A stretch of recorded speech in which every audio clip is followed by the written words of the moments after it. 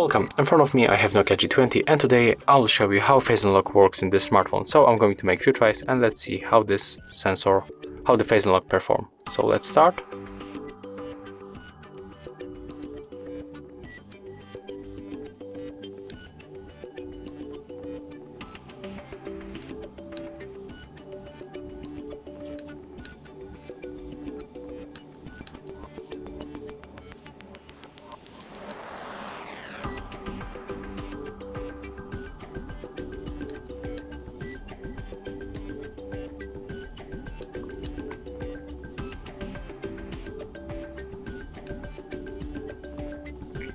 Okay, if I have to be honest, it's working very slow. If you have the smartphone, it will be definitely better to use the fingerprint sensor that is located on the right edge.